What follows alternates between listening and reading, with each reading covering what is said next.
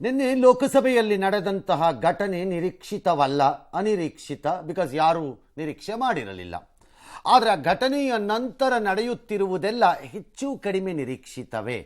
ಅದು ಯಾವುದು ನಿರೀಕ್ಷೆ ಮಾಡದಿರುವುದು ಯಾವುದೂ ಇಲ್ಲ ನನ್ನ ಪ್ರಕಾರದಲ್ಲಿ. ವಿಪರೀತವಾಗಿ ಸದ್ದು ಮಾಡಿದ ನಂತರ ಪೊಲೀಸರು ಅದನ್ನು ಗಂಭೀರವಾಗಿ ಪರಿಗಣಿಸದಿದ್ದರೆ ತಲೆ ಹಾರಿ ಹೋಗುತ್ತೆ ಮತ್ತು ಅವರು ಪೊಲೀಸರಾಗಲು ನಾಲಾಯಕ್ಕಾಗ್ತಾರೆ. ಸಂಸತ್ನಲ್ಲಿ ಸ್ಮೋಕ್ ಬಾಂಬ್ ಪ್ರಯೋಗಿಸಿದವರ ಮೇಲೆ ಭಯೋತ್ಪಾದಕ ಕೃತ್ಯಗಳನ್ನು ನಿಗ್ರಹಿಸುವ ಕಾಯ್ದೆ UAPA ಅಡಿ ಸಂಸದ್ ಮಾರ್ಗದ ಠಾಣೆ ಪೊಲೀಸರು ಕೇಸನ್ನು ದಾಖಲಿಸಿದ್ದಾರೆ. ಆಲ್ ರೈಟ್, ಕೇಸ್ ದಾಖಲಿಸೋದನ್ನು ತಡೆಯೋಕ್ಕಾಗಲ್ಲ. ಆಮೇಲೆ ಅದನ್ನು ನಿಲ್ಲುವ ರೀತಿ, ನ್ಯಾಯಾಲಯ ಒಪ್ಪುವ ರೀತಿ ಮತ್ತು ಭಯೋತ್ಪಾದನೆಯ ವ್ಯಾಪ್ತಿಗೆ ತರುವ ರೀತಿ ಸಾಕ್ಷ್ಯ ಮತ್ತು ವಾದವನ್ನು ಇಡಬೇಕು. ಸದ್ಯಕ್ಕೆ ಹಾಕಬಹುದು ಕೇಸು. ಮೇ ಬಿ ಅವರು ಇದು ಸರಿಯಾದ ಇದು ಅಂತ ಅಂದ್ಕೊಂಡಿದ್ದಾರೆ ಕಾಯ್ದೆ. ಕೌಂಟರ್ ಟೆರರಿಸಂ ಯೂನಿಟ್ ಭಯೋತ್ಪಾದಕ ನಿಗ್ರಹ ದಳಕ್ಕೆ ಇಡೀ ತನಿಖೆಯನ್ನೇ ಹಸ್ತಾಂತರಿಸಿದ್ದಾರೆ. ಈ ವೇಳೆ ಬಂಧಿತ 5 ಆರೋಪಿಗಳನ್ನು ವಿಚಾರಣೆ ಮಾಡುವ ಕಾರ್ಯ ಚುರುಕಾಗಿದೆ. ಆ ಸಂದರ್ಭದಲ್ಲಿ ಹಲವಾರು ಮಾಹಿತಿ ಪೊಲೀಸ್ನವರ ಗಮನಕ್ಕೆ ಬರುತ್ತಿದೆ ಎನ್ನಲಾಗಿದೆ. ಲೋಕಸಭೆಯಲ್ಲಿ ಸಿಕ್ಕಿಬಿದ್ದ ಮೈಸೂರಿನ ಮನೋರಂಜನ್ ದಾಳಿಯ ಸೂತ್ರಧಾರ ಇರಬಹುದು ಎಂಬುದು ಈಗ ಬಹುಜನರ ಲೆಕ್ಕಾಚಾರ. ಹಾಗೆ ನೋಡಿದರೆ ನಿನ್ನೆ ಬಹುಸುದ್ದಿ ಮಾಡಿದ್ದಿದ್ದು ಹಾರಿ ಸಂಸದರ ಟೇಬಲ್ ಮೇಲೆ ಚಿಗರೆಯಂತೆ ಕೋತಿಯಂತೆ ಆ ಕಡೆ ಈ ಕಡೆ ಹಾರಾಟಾಡಿ ಜೂಟಾಟ ಆಡಿದ ಸಾಗರ್ ಶರ್ಮಾ ಹೆಸರು, ಅಥವಾ ಹೊರಗಡೆ ಗಲಾಟೆ ಎಬ್ಬಿಸಿದ ಹೆಣ್ಣುಮಗಳು ಯಾರೋ ನೀಲಂ ಶೇನೋ ಅಂತ ಅವ್ರ ಕ್ಯಾಕೆ ಹೆಸರು. ಹಾಗೆ ನೋಡಿದ್ರೆ ನಿನ್ನೆ ಮನೋರಂಜನ್ ಹೆಸರು ಒಂದು ಕಾಲ ಸಂದರ್ಭದಲ್ಲಿ ಆದ ಈ ಘಟನೆಯ ನಂತರ ಸುಮಾರು 3-4 ಗಂಟೆ ಅಷ್ಟೇನೂ ಇದಾಗಲಿಲ್ಲ. ಯಾವಾಗ ಪ್ರತಾಪ ಸಿಂಹದಿಂದ ಪಾಸಿಲ್ ಬಂದಿದೆ ಇದು ಈ ವ್ಯಕ್ತಿಗೆ ಅಂತ ಬಂತು, ಅಲ್ಲಿಂದ ಇವನ ಹೆಸರು ಬಂತು. ಆಗಲೂ ಯಾರು ಇವನೇ ಸೂತ್ರಧಾರ ಇರಬಹುದು ಅಂತ ಲೆಕ್ಕ ಹಾಕ್ಲಿರಲಿಲ್ಲ. ಈಗ ಹಾಗಂತಿದ್ದಾರೆ. ಆದರೆ ಇದರ ಹಿಂದೆ ಇನ್ಯಾರೋ ಒಬ್ಬ ಇದ್ದಾನೆ ಅಥವಾ ಇಬ್ಬರು ಇದ್ದಾರೆ ಅಂತ ಪೊಲೀಸರ ಸಂಶಯ. ಆ ಸಂಶಯದ ಭಾಗವಾಗಿ 6ನೇ ಆರೋಪಿಯಾಗಿ ಲಲಿತ್ ಝಾ ಎಂಬ ವ್ಯಕ್ತಿಗಾಗಿ ಈಗ ಹುಡುಕಾಟ ನಡೆದಿದೆ. ಈ ಲಲಿತ್ ಝಾ ಎಂಬ ವ್ಯಕ್ತಿ ನಿಮ್ಮ ಸ್ಕ್ರೀನ್ ಮೇಲೆಗಿದೆ ಫೋಟೋ. ರಾಜಸ್ಥಾನದ ನಿಮ್ರಾನಾದಲ್ಲಿ ಆತ ಕೊನೆಗಾಗಿ ಅವನ ಮೊಬೈಲ್ ಸ್ವಿಚ್ ಆಫ್ ಆಗಿದೆಯಂತೆ. ಆದರೆ ಅವನಿಗೆ ಹುಡುಕಕ್ಕೆ ತಯಾರಿ ಅಂತೂ ತನಿಖಾ ತಂಡಗಳು ಕೆಲಸ ಮಾಡ್ತಿವೆ. ಈ ಮಧ್ಯೆ ನಿನ್ನೆ ಸಿಗಾಕೊಂಡಂಥ ಮನೋರಂಜನ, ಸಾಗರ ಶರ್ಮಾ, ನೀಲಂ ಮತ್ತು ಅಮೋಲ್ ಶಿಂದೆ ಅವರನ್ನು ಪಟಿಯಾಲ ಕೋರ್ಟ್ ಮುಂದೆ ಹಾಜರುಪಡಿಸಿದ್ರು ಪೊಲೀಸ್ನವರು. 7 ದಿನ ತಮ್ಮ ಕಸ್ಟಡಿಗೆ ಪಡ್ಕೊಂಡಿದ್ದಾರೆ. ವಾಕ್ಯ ಪೊಲೀಸ್ನವರನ್ನು ಪಡ್ಕೊಂಡ್ರು. ಮುಂದೇನಾಗತ್ತೆ? ಮುಂದೆ ಆಗುವುದು 2 ಹಂತಗಳಲ್ಲಿ ಅಥವಾ 3 ಹಂತದಲ್ಲಿ. ನಂಬರ್ 1, 4 ಇಟ್ಕೊಳ್ಳಿ.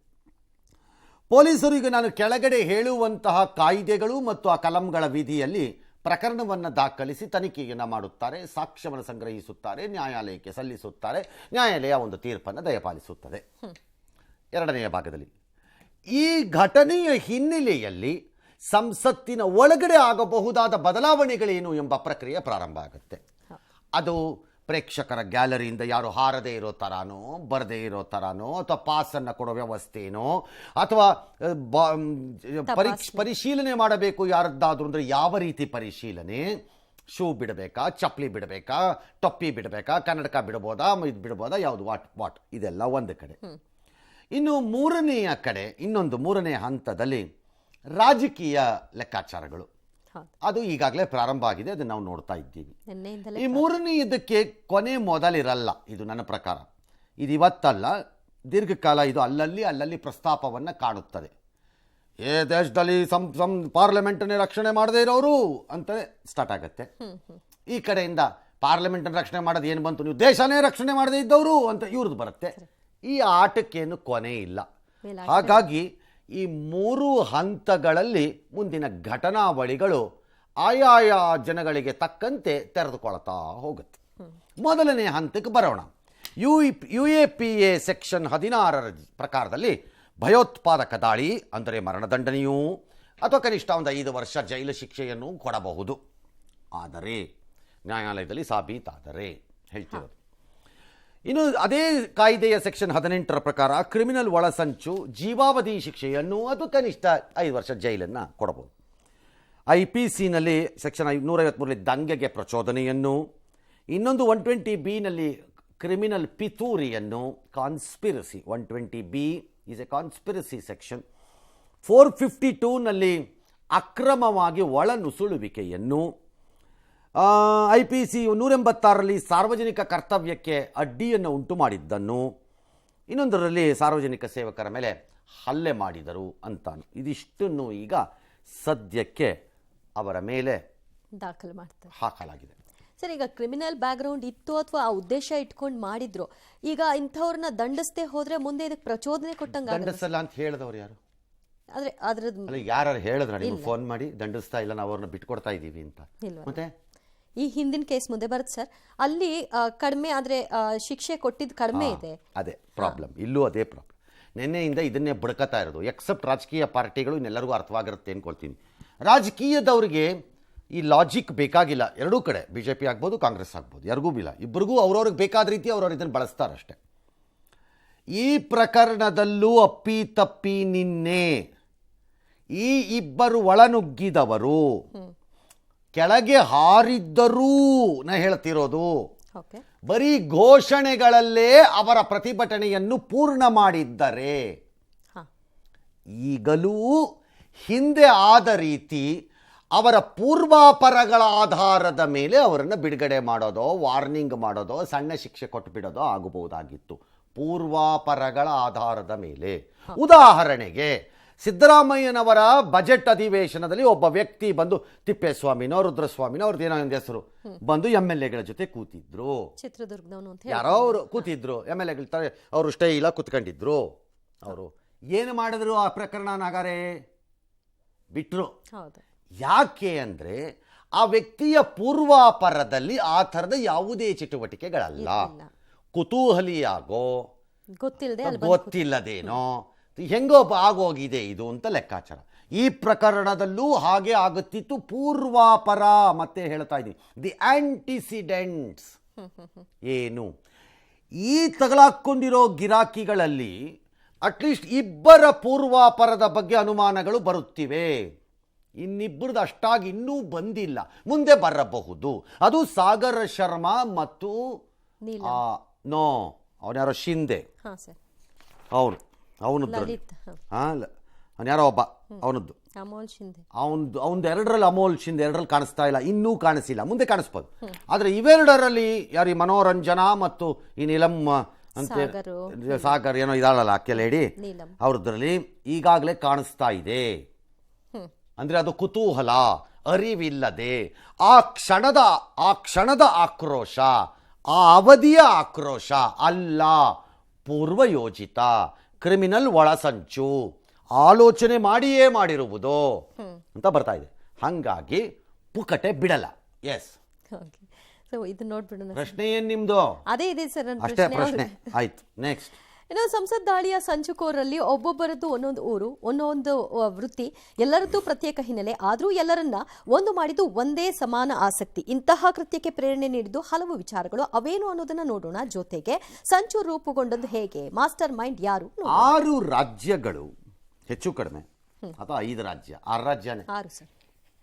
ಈ ರೀತಿ ಸೋಷಿಯಲ್ ಮೀಡಿಯಾನಲ್ಲಿ ಒಂದಾಗಿ ಇಂತಹ ಕೃತ್ಯಕ್ಕೆ ಕೈ ಹಾಕ್ತಾರೆ ಅನ್ನೋದಿದ್ರೆ, ಅವ್ರು ಯಾರು ಬೆರಳಿಟ್ರೆ ಬಾಯಲ್ಲಿ ಚೀಪಕ್ ಬರಲ್ಲ ಅನ್ನೋ ಪಾಪುಗಳೇನಲ್ಲ, ಏನಲ್ಲ ಈ ರೀತಿಯ ಘಟನೆಗಳಲ್ಲಿ.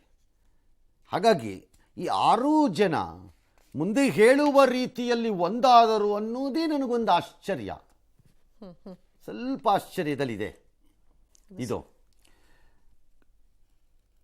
ಒಬ್ಬ ಇಂಜಿನಿಯರು, ಒಬ್ಬ ರಿಕ್ಷಾ ಚಾಲಕ, ಒಬ್ಬರು ಶಿಕ್ಷಕಿ, ಇನ್ನೊಬ್ಬರು ಸೇನಾ ಆಕಾಂಕ್ಷಿ, ಡ್ಯಾಶು ಏನೇನೋ ಇದ್ದಾರೆ. ಅವ್ರವ್ರ ಪಡೆಗೆ ಅವ್ರವ್ರುಗಳೇ ಮಾಡಿಕೊಂಡು ಭಗತ್ ಸಿಂಗ್ ಫ್ಯಾನ್ಸ್ ಕ್ಲಬ್ ಅಂತ ಮಾಡಿಕೊಂಡು ಅದ್ರ ಮೂಲಕ ಪರಿಚಯ ಅಂತಿದೆ. ಹಂಗನ್ಬಿಟ್ರೆ ಭಗತ್ ಸಿಂಗ್ ಫ್ಯಾನ್ಸ್ ಕ್ಲಬ್ಬಲ್ಲಿ ಇದ್ದವ್ರೆಲ್ಲ ಹೀಗೆ ಆಗಬೇಕು ಅಂತಿದೆಯಾ? ಅಲ್ಲಿ ಬೇರೆಯವರು ಯಾರ್ಯಾರೋ ಇರ್ತಾರೆ. ಆ ಎಲ್ಲ ಫ್ಯಾನ್ಸ್ ಕ್ಲಬ್, ಆ ಫ್ಯಾನ್ಸ್ ಕ್ಲಬ್ ಪುಟ ಏನಿದೆ, ಅದೇನು ಪುಟಾನೋ ಪಟಾನೋ ಎಂಥದ್ದೋ ಒಂದದು ನನಗೆ ಗೊತ್ತಿಲ್ವೇ, ಅದು ನಾವು ಮಾಡಲ್ವೇ ಅದನ್ನೆಲ್ಲ, ಹಂಗೆ ಗೊತ್ತಿಲ್ಲ. ಅದರಲ್ಲಿ 6 ಜನ ಇಲ್ವಲ್ಲ, ಅಲ್ಲಿ 6 ಜನನೋ 60 ಜನನೋ 600 ಜನನೋ 6000 ಜನನೋ ಇರ್ತಾರೆ. ಹಂಗಾರೆ ಅವರೆಲ್ಲ ಯಾಕೆ ಮಾಡಲ್ಲ? ಎಲ್ಲರ ಇಂಟೆನ್ಷನ್ ಯಾಕದೇ ಇರಲ್ಲ. ಇದು ಭಗತ್ ಸಿಂಗ್, ಸುಭಾಷ್ ಚಂದ್ರ ಬೋಸ್, ಚಂದ್ರಶೇಖರ್ ಆಜಾದ್, ಅಂಬೇಡ್ಕರ್ ಸ್ವಾಮಿ ವಿವೇಕಾನಂದ ಚಿಂತನೆಗಳಿಂದ ಪ್ರಭಾವಿತ ಅಂತ ಹೇಳ್ತಾರೆ.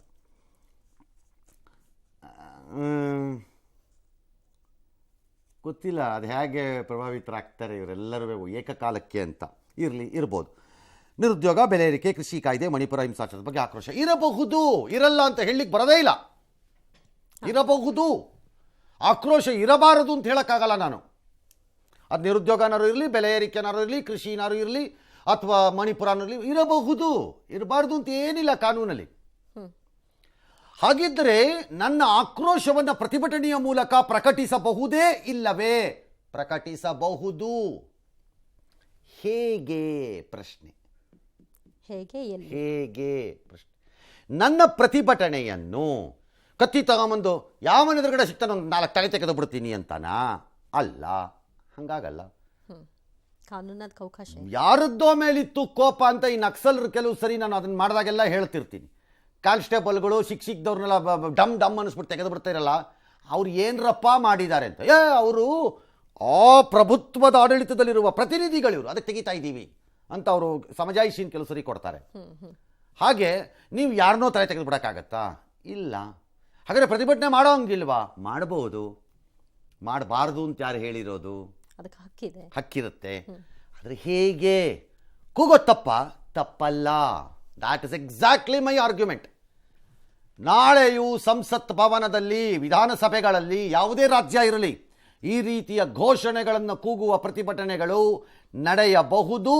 ನನ್ನ ಪ್ರಕಾರ ನಡೆಯತ್ತೆ, ಯಾವುದೋ ಕಾಲದಲ್ಲಿ ಯಾವುದೋ ಘಟನೆಗೆ. ಆದರೆ ಅದನ್ನು ದಾಟಿದ ಕ್ರಿಯೆಯಿಂದಾಗಿ ಇದು ಬಂದಿರೋ ಸಮಸ್ಯೆ. ಈಗ ದಟ್ ಈಸ್ ಶೂ ಒಳಗಡೆಯಲ್ಲಿ ಮೊದಲೇ ಪ್ಲ್ಯಾನ್ ಮಾಡೋದು, ಅದ್ಯಾವುದೋ ಹೆದರ್ಸೋ ರೀತಿಲಿ ಒಂದು ಸ್ಮೋಕ್ ಬಾಂಬ್ ತಂದೆ ಅನ್ನೋದು, ಇದು criminal. This is criminal. That's all. ಹಾಗಾಗಿ ಇಲ್ಲಿ ಇವರ ಈ ಸೋಕಾಲ್ಡ್ ಚಿಂತನೆ ಏನಿದೆ, ಭಗತ್ ಸಿಂಗ್ ಫ್ಯಾನ್ಸ್ ಕ್ಲಬ್, ಅದು ನೆಪವಾಗಿದೆ. ಕಾಕತಾಳೀಯವಾಗಿ ಎಲ್ಲರೂ ಒಂದಾಗಿದ್ದಾರೆ. ಯಾರೋ ಯಾರನ್ನು ಮೆಚ್ಚಿಸಿದ್ದಾರೆ, ತಲೆಯನ್ನು ತಿರುಗಿಸಿಕೊಂಡಿದ್ದಾರೆ, ಒಬ್ಬರಿಗೊಬ್ಬರು ಸಹವರ್ತಿಗಳಿದ್ದಾರೆ, ಸಮಾನ ದುಃಖಿಗಳಂತೆ ಕಾಣಿಸುತ್ತಾರೆ, ಒಂದೇ ಬೋಟಿನಲ್ಲಿ ಸಾಗಿದ್ದಾರೆ. ನರೇಂದ್ರ ಮೋದಿ ಸರ್ಕಾರದ ಬಗ್ಗೆ ಅಸಮಾಧಾನ, ದಟ್ಸ್ ಓಕೆ, ಇದೆಲ್ಲ ಕಾರಣ ಅಂತೆ. ಈ ಸೂತ್ರವನ್ನು ಹೆಣೆದದ್ದು ಮನೋರಂಜನ್ ಅಂತ ಇದ್ದಾರೆ. ಸರ್ಕಾರದ ಗಮನ ಸೆಳೆಯಲು ಹೀಗೆ ಮಾಡಿದ್ರಂತೆ. ಮಾಡ್ಬೋದೇನೋ ಸರ್ಕಾರದ ಗಮನವನ್ನು, ಜನರ ಗಮನವನ್ನು ಸೆಳೆಯೋದಕ್ಕೆ. ಇತ್ತೀಚೆಗೆ ಯಾರೋ ಒಬ್ಬ ಪೋಖ್ರಿ, ಯೂಸ್ಲೆಸ್ ಫಲ ಒಂದು ಸರಿ ಯಾರ ವಾಟ್ ಎವರ್ ಇಟ್ ಈಸ್, ಅವ್ನು ಯೂಸ್ಫುಲ್ಲೇ ಇರ್ಬೋದೇನೋ ಅವ್ರ ಪ್ರಕಾರ. ಅದೆಷ್ಟೋ ಒಂದು 10,000 ರೂಪಾಯಿನೋ 5,000 ರೂಪಾಯಿನೋ 10 ರೂಪಾಯಿದು ನೋಟ್ ತಗೊಂಬಂದು ಎರ್ಚ್ಬಿಟ್ಟು ಹೋಗ್ಲಿಲ್ವಾ ಗಮನ ಸೆಳೆಯಲು? ಹಾಗಾಗಿ ಗಮನ ಸೆಳೆಯಲು ಭಾಳ ಜನ ಮಾಡ್ತಾರೆ. ಮಂಡಿ ಮೇಲೆ ನಡ್ಕೊಂಡು ಹೋಗ್ತೀನಿ ಅಂತಾರೆ, ಉಳ್ಕೊಂಡು ಹೋಗ್ತೀನಿ ಅಂತಾರೆ. ಭಾಳ ಹಿಂದೆ ವಿಧಾನಸೌಧದ ಮುಂದೆ ಕೆಲ ಪೌರ ಕಾರ್ಮಿಕರು ಪ್ರತಿಭಟನೆಯ ಸಂಕೇತವಾಗಿ ಚರಂಡಿ ನೀರಲ್ಲಿ ಮಿಶ್ರಿತ, ಅಂದರೆ ಕೆಟ್ಟ ನೀರನ್ನು ತಂದು ತಮ್ಮ ಮೈ ಮೇಲೆ ಸುರ್ಕೊಂಡಿದ್ರು. ಭಾಳ ಜನ ಪ್ರತಿಭಟನೆ ಅಂದರು. ನಾನು ಅಂದೆ, ಅವತ್ತು ಅಂದೆ, ಅಂದರೆ ಈ ಟಿ ವಿಲಲ್ಲ, ಹಿಂದೆ ನಾನು ಹೇಳ್ತಿರೋದು, ಅಂದೆ ಇದನ್ನು ಎನ್ಕರೇಜ್ ಮಾಡೋದಿದೆಯಲ್ಲ, ಅದು ಮನುಷ್ಯ ಕುಲಕ್ಕವಾಗುತ್ತಿರೋ ಅವಮಾನ ಅದು ಅಂತ. ಅವ್ರು ಸುರ್ಕೊಂಡಿದ್ದನ್ನು ದೊಡ್ಡದಾಗಿ ನೋಡ್ಕೂಡ್ದು ಅದನ್ನು. ಹಾಗೆ ಕೆಲವು ಪ್ರತಿಭಟನೆಗಳನ್ನು ಮಾಡಲಿಕ್ಕೆ ಕೆಲವು ರೀತಿ ರಿವಾಜ್ಗಳಿರುತ್ತೆ. ಈ ರೀತಿ ಅಲ್ಲ, ಕ್ರಿಮಿನಲ್ ಐಡಿಯಾ ಮಾಡ್ಕೊಂಡು ಅಲ್ಲೆಲ್ಲ ಒಳಗಡೆ ಹೋದಾಗ ಅಲ್ಲೆಲ್ಲ ಒಂದು ಪೇಪರ್ ಸಿಕ್ತು, ಆ ಪೇಪರ್ ನೀವು ಗುಂಡೆ ಮಾಡ್ಬಿಟ್ಟು ಟೈ ಅಂತ ಎಸ್ಬಿಟ್ಟೆ ಅಂತ ಕ್ಲಾಸ್ ರೂಮಲ್ಲಿ ಮಕ್ಕಳು ಮಾಡ್ದಂಗೆ ಟೀಚರ್ಗಳ ಹತ್ರ ಒಂದೊಂದ್ಸರಿ ಎಲ್ಲರೂ ಅಲ್ಲ. That's all. ಅದರ ಅರ್ಥ ಅಲ್ಲ, ಇದಲ್ಲ, ಇದು ಕ್ರಿಮಿನಲ್ ಥಾಟ್ಸ್. ಹಾಗಾಗಿ ಬರೀ ಗಮನ ಸೆಳೆಯೋದು ಅಂತಂದರೆ ನಡೆಯಲ್ಲ ಅಷ್ಟು ಸುಲಭವಾಗಿ. 2 ಬಾರಿ 18 ತಿಂಗಳಿಂದ ತಯಾರಿಯಂತೆ ಇದನ್ನು ಅಮಾಯಕ ಎಂದು ಪರಿಗಣಿಸಲಾದೀತೆ? ಇಲ್ಲ.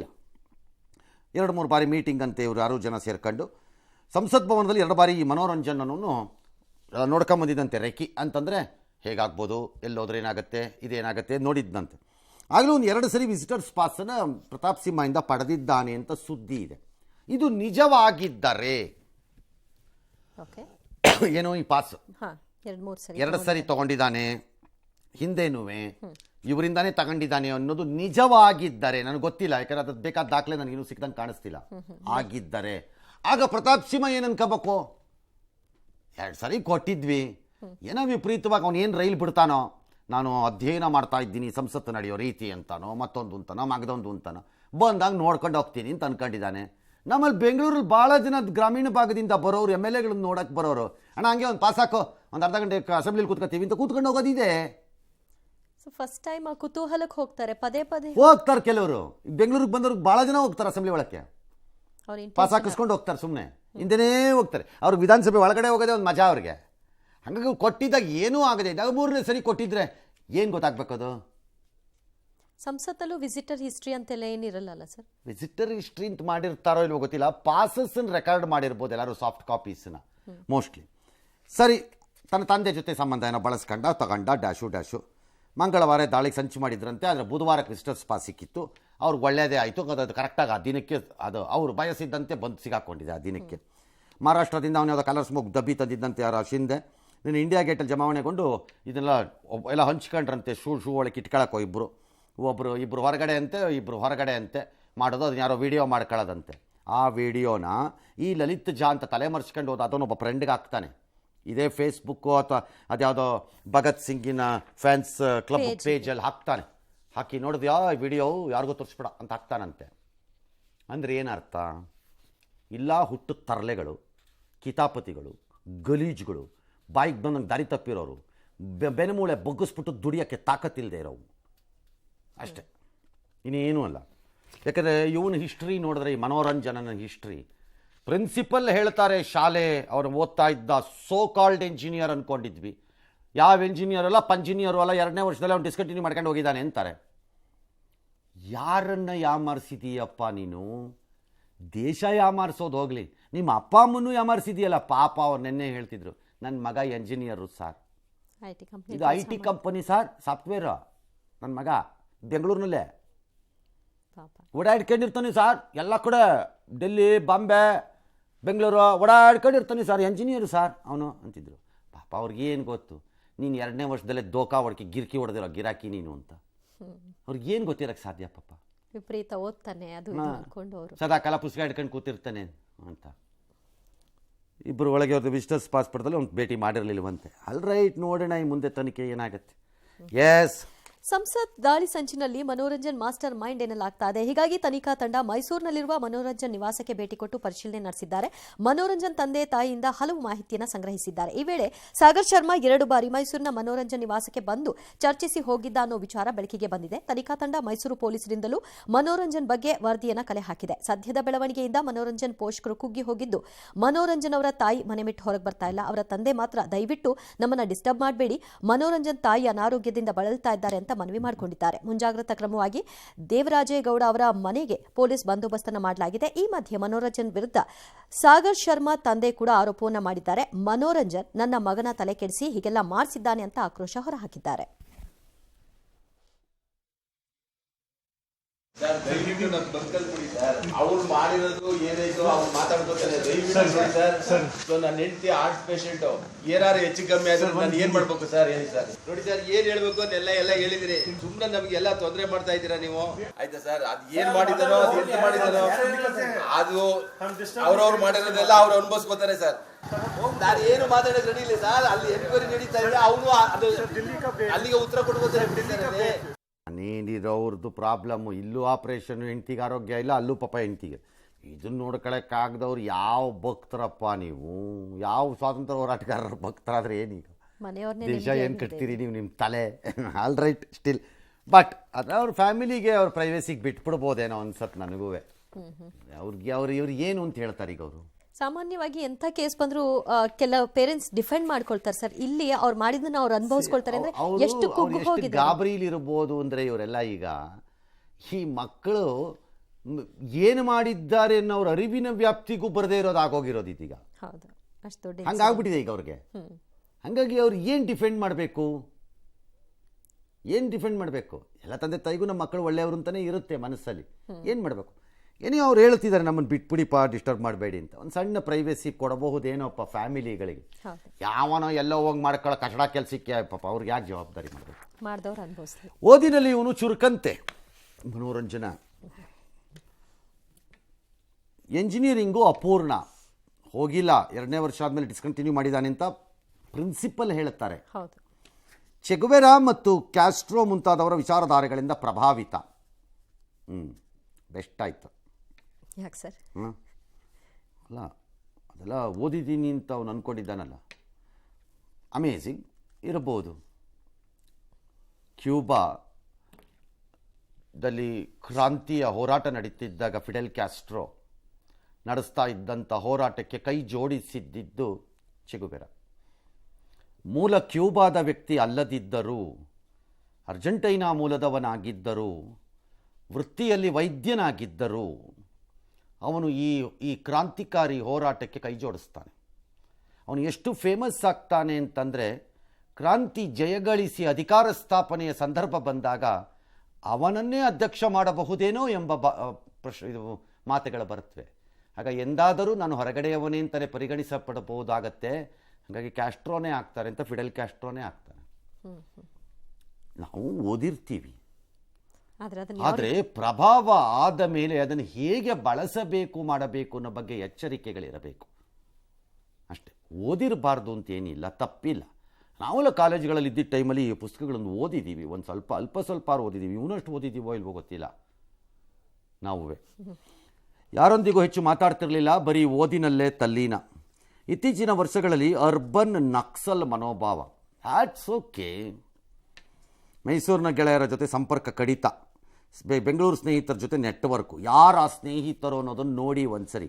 ಇವನು ಅರ್ಬನ್ ನಕ್ಸಲ್ ಮನೋಭಾವ ಬೆಳೆಸಿದ್ರೆ ಇನ್ನು ಯಾವವು ಅರ್ಬನ್ ನಕ್ಸಲ್ಗಳಿಲ್ಲಿ ಬೆಂಗಳೂರಲ್ಲಿವೆ ಅನ್ನೋದನ್ನು ಚೆಕ್ ಮಾಡ್ಕೊಳ್ಳಿ ಈಗಲೇ ಒಂದ್ಸರಿ. ಅದು ಯಾರದು ಅಂತ, ಯಾರು ಇರಲಿ. ಸೋಷಿಯಲ್ ಮೀಡಿಯಾದಲ್ಲಿ ಮನೋರಂಜನೆ ಖಾತೆ ಇಲ್ಲ, ನಕಲಿ ಖಾತೆ. ಈವರೆಗೂ ಹೋರಾಟದಲ್ಲಿ ಭಾಗಿಯಾಗಿಲ್ಲ, ಯಾವುದ್ರಲ್ಲೂ ನೇರವಾಗಿ ಯಾವ ಸಂಘಟನೆಯಲ್ಲೂ ಗುರುತಿಸ್ಕೊಂಡಿಲ್ಲ. Mobile number ಕೊಡ್ತಿರಲಿಲ್ವಂತೆ. ಸಾಮಾಜಿಕ ಜಾಲತಾಣದಲ್ಲಿ ಇರೋ ಖಾತೆ ಬಗ್ಗೆ ಎಲ್ಲ ಗುಟ್ಟಾಗಿ ಇಟ್ಕೊಂಡಿದ್ದಂತೆ. ಅಂದರೆ ಅವನಿಗೆ ಮೈಂಡ್ ಡಿಸೈಡ್ ಆಗಿದೆ, ನಾನು ಏನೋ ಮಾಡ್ತಿದ್ದೀನಿ, ನಾನು ಮಾಡ್ತಿರೋದು ಒಂದು ರೀತಿ ಅಲ್ಲೋಲ ಕಲ್ಲೋಲ ಆಗೋಗುತ್ತೆ, ನಾನು ಮಾಡ್ತಿರೋದ್ರಿಂದ ಸಮಾಜ ಏನೇನಾಗ್ಬೋದು ಒಂದು ರೀತಿ ಆಗುತ್ತೆ. ಇದೆಲ್ಲ ಹೇಗೆ ಅಂದರೆ, ಕೆಲವೊಮ್ಮೆ ಈ ಟಿ ವಿ ಸೀರಿಯಲ್ಗಳನ್ನು ಕೆಲವರು ನೋಡ್ತಾರೆ, ಗಂಡಸರು ಅಷ್ಟೇ ಹೆಂಗಸರು ಅಷ್ಟೇ. ಅದರ ಪಾತ್ರಗಳಲ್ಲಿ ತಮ್ಮನ್ನು ತಾವೇ ಹಾಕ್ಕೊಳ್ಳೋಕ್ಕೆ ಸ್ಟಾರ್ಟ್ ಮಾಡ್ತಾರೆ. ಆ ಪಾತ್ರಗಳಲ್ಲಿ ಅಲ್ಲಿ ನಡೆಯುತ್ತಿರುವ ರೀತಿಯೇ ನನ್ನ ಜೀವನವೆಂದೋ ಅಥವಾ ಆ ರೀತಿಯೇ ನನ್ನ ಜೀವನ ನಡೆಯಬೇಕೆಂದೋ ಭ್ರಮಿಸಲು ಪ್ರಾರಂಭ ಮಾಡ್ತಾರೆ. ಇದೊಂದು ರೋಗ. ಇದಕ್ಕೆ ಮದ್ದಿಲ್ಲ, ತುಂಬ ಕಷ್ಟ. ಕಂಡಿಡ್ಕೊಂಡ್ರೆ ಮದ್ದು ಕೊಡ್ಬೋದಷ್ಟೇ. ಮದ್ದಂದರೆ ಔಷಧಿ ಅಲ್ಲ, ಮಾನಸಿಕವಾಗಿ ಇದು ಹಾಗೆ ಇದ್ದಂಗಿದೆ.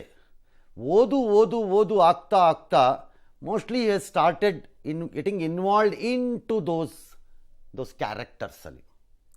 ನಾನು ಹಾಗೆ ಆಗಬೇಕು ಏನೋ ಆ ಥರದ್ದು ಬಂದುಬಿಟ್ಟಿದೆ ಮನಸ್ಸಿಗೆ. ಹಾಗಾಗಿ ಹೀಗೆಲ್ಲ ಆಗಿರಬಹುದೇನೋ ಅಂತ ನನ್ನ ಅನಿಸಿಕೆ. ನಾನೇನು ಮನೋಶಾಸ್ತ್ರಜ್ಞಾನೂ ಅಲ್ಲ, ನಾನೇನು ಪೊಲೀಸ್ ಆಫೀಸರು ಅಲ್ಲ ತನಿಖೆ ಮಾಡಿರೋಕ್ಕೆ.